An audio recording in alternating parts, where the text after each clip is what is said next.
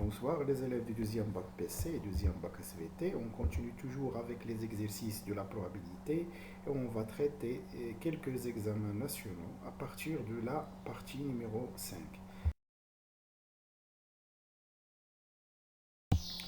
Donc on rappelle que lorsqu'il y a une tire successive avec remise, mathématiquement on dit que c'est un arrangement avec répétition et on va travailler avec n à la puissance p. Et s'il y a une tire successive sans remise, dans ce cas, on dit que c'est un arrangement sans répétition. Et on va travailler avec APN. Lorsqu'on a une tire, avant ça, l'ordre est très important dans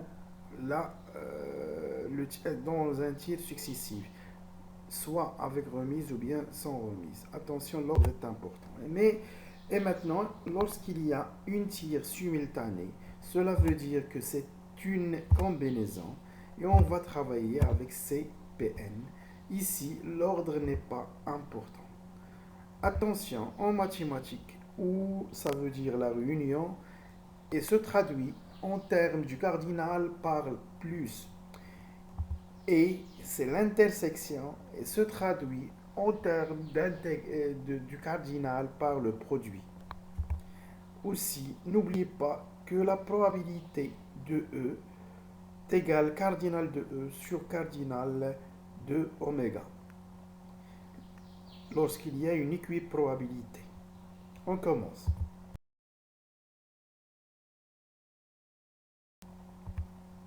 L'exercice 1. Une urne contient 5 boules blanches et 3 boules rouges et 2 boules noires. On tire aléatoirement et simultanément 4 boules de l'urne. On considère les deux événements suivants. Trouver une seule boule rouge, trouver au moins une boule blanche et on veut calculer la probabilité de ces deux événements. Donc la solution. Donc comment rédiger une réponse en probabilité?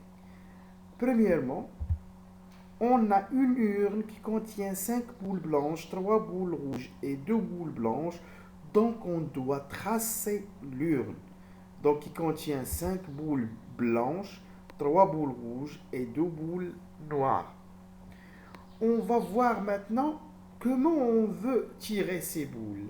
On a dit qu'on tire aléatoirement et simultanément 4 boules de l'urne. Cela veut dire que c'est une combinaison de 4 éléments et on va travailler avec CPN. Donc, après, on doit calculer le nombre de cas possibles, c'est-à-dire le cardinal de oméga. Donc, on veut tirer 4 boules de l'urne. L'urne contient 10 boules, ça veut dire on veut tirer 4 parmi 10, d'où c'est 4 10. Qui est égal à 10 factoriel sur 4 factoriel fois la différence qui est 6 factoriel. تحتاني factoriel, الفوقاني factoriel, fois la différence factorielle. Donc si on veut simplifier, 10 factoriel c'est 10 fois 9 fois 8 fois 7 fois 6 factoriel qui peut être simplifié par 6 factoriel. Ça va rester 10 fois 9 fois 8 fois 7 sur 4 factoriel qui est 24. Cela vaut 210. Donc, seulement j'ai rappelé la propriété de calcul de la combinaison, mais on pourra utiliser directement et facilement la calculatrice. On écrit 10, C, puis 4 égale, ça va donner directement 220.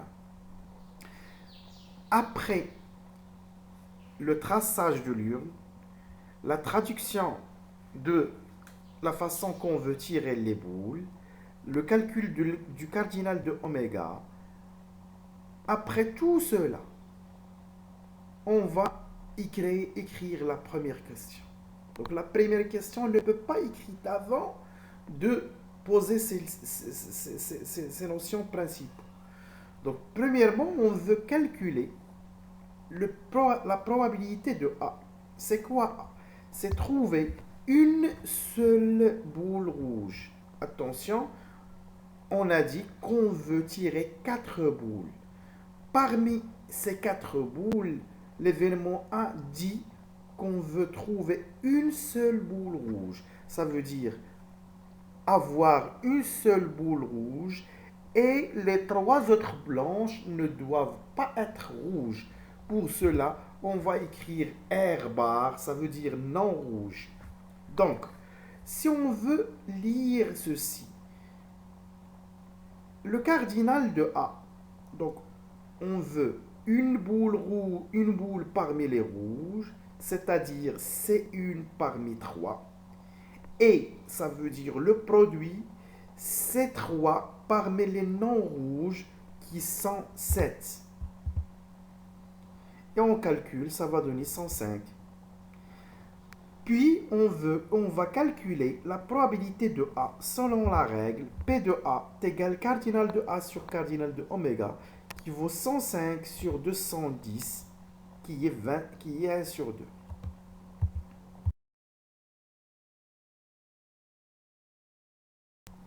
La deuxième question, c'est trouver au moins une boule blanche ou bien obtenir au moins une boule blanche. On a déjà dit avant que lorsqu'on a au moins, il vaut mieux penser à l'événement contraire. C'est-à-dire, le contraire de B, c'est ne pas trouver aucune boule blanche. Tous les boules tirées ne doivent pas être blanches. Ça veut dire qu'ils doivent être tous blanches barres. Donc, le cardinal de B bar, c'est C. 4 parmi les non blanches qui sont 5, qui va donner 5. Alors, P de B bar, selon la règle, est le cardinal de B bar sur le cardinal de oméga, qui vaut 5 sur 210, alors qui est égal à 1 sur 42. Puis, on va utiliser la règle de la combinaison contraire pour calculer P de B. Alors, P de B est égal à 1 moins P de B bar, qui est égal à 1 moins 1 sur 42, qui vaut 41 sur 42. Et on a fini l'exercice. L'exercice 2. Une urne contient 8 boules. Prends les numéros suivants, les numéros 1, 1, 1, 2, 2, 2 et 3, 3. On tire aléatoirement, mais maintenant, successivement et sans remise, 2 boules de l'urne. Donc, on considère les événements suivants. Donc, on doit écrire d'abord ce qu'il faut écrire. Donc, une urne contient 8 boules. Prends les numéros suivants. Ici, il n'y a pas de couleur. Il y a des numéros. Donc, on va écrire seulement ces numéros. On ne peut pas écrire 3, 1 comme 3 rouges avant. Donc, ça ne sera pas très clair. Donc, la façon de tirer, on a dit, on tire aléatoirement, successivement et sans remise 2 boules de l'urne. C'est un tir successif, donc c'est un arrangement. Sans répétition, ça veut dire sans remise. Alors pour cela, on va travailler avec APN. On calcule le cardinal de oméga, le nombre de cas possibles. Le cardinal de oméga, on veut tirer 2 boules parmi 8. Donc A de 8 qui vaut 8 fois 7, 56. Maintenant, je vais voir les questions. La question A, ou bien l'événement A, c'est trouver 2 boules de numéro 2 tous les deux. Ça veut dire les 2 boules tirées ont tous les deux des numéros égaux à 2. Donc on veut tirer 2 parmi 3 qui est le nombre des nombres 2. C'est-à-dire A2 parmi 3 qui vaut 6. Donc P de A, c'est le cardinal de A sur le cardinal de oméga, qui est 6 sur 56, qui vaut 3 sur 28. L'événement B. Obtenir 2 boules dont l'une au moins contient le numéro 3. une au moins contient le numéro 3. Ça veut dire soit 3 avec 3 ou bien 3 avec non 3. Ou bien, lorsqu'on a au moins, il vaut mieux penser à l'événement contraire. Ça veut dire, pour obtenir au moins le numéro 3, B bar, c'est ne pas avoir aucun numéro 3. Donc, obtenir deux boules qui ne portent pas le numéro 3. Ça veut dire 3 barres.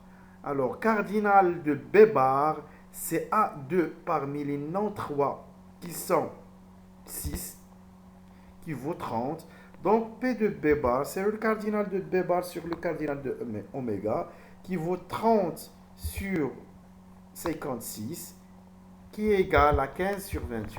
Donc, P de B est égal à 1 moins P de B bar, qui est 1 moins 15 sur 28, qui vaut 13 sur... On passe maintenant à l'exercice 3. Une urne contient 8 boules. Prend les nombres 0, 1, 1, 1, 1, 1, 5 fois 1 et 2, 2. On tire aléatoirement maintenant simultanément deux boules de l'urne. Avant de voir les questions, il vaut mieux écrire. Donc, l'urne contient 6 boules numérotées. Donc, ce sont là. On tire simultanément trois boules de l'urne. Donc, c'est une combinaison de trois éléments. Donc, on va travailler avec C. Donc, le nombre de cas possibles, c'est le cardinal d'oméga, c'est C3 parmi 8 qui vaut 56. Et on va voir maintenant les questions. La première question, trouver trois boules de numéros différents 2 à 2. Ça veut dire les numéros, on a déjà dans l'urne trois numéros qu'on a. C'est 0 et 1 et 2. Donc, l'analyse est ici. 0, soit 0, les trois boules tirées contiennent les trois nombres 0, 1, 2. Donc, on veut une boule qui prend le numéro 0. Ça veut dire C1 parmi 1.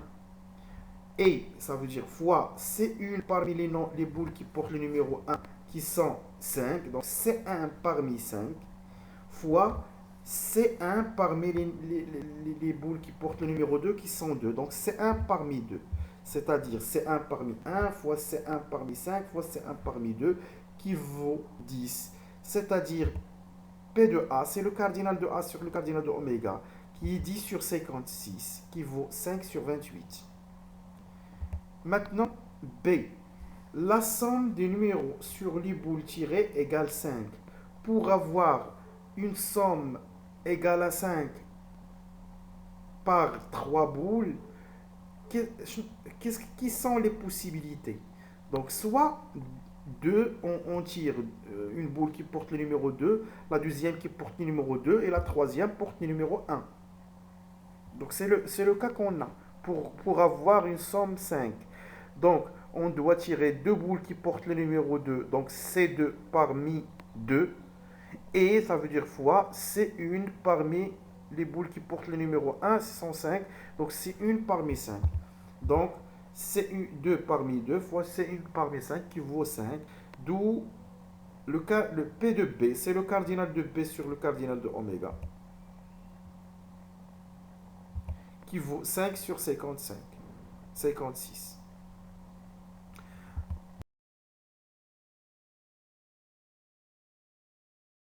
On passe maintenant à l'événement C. La somme du numéro sur les boules tirées égale à 4. Donc, pour avoir une somme égale 4, on pourra tirer 1, 1, 2. 1 avec 1 avec 2 donne 4. Ou bien 2, 2, 0. Ce sont les possibilités qu'on a. Soit 1, 1, 2, soit 0, 2, 2. Donc, la première, on 2 parmi les numéros qui portent le numéro 2, qui sont 5. Donc 2, C de 5. Et ça veut dire fois C1 parmi les qui portent le numéro 2, qui sont 2. C1 parmi 2. Donc C de 5 fois C1 parmi 2. On a ici ou, ça veut dire plus C1 parmi qui porte le numéro 0 qui sont 1. Donc C1 parmi 1 fois C2 parmi 2 qui porte le numéro 2 qui vaut 21. Donc P de C, c'est le cardinal de C sur le cardinal de oméga qui vaut 21 sur 56 qui donne 3 sur 8.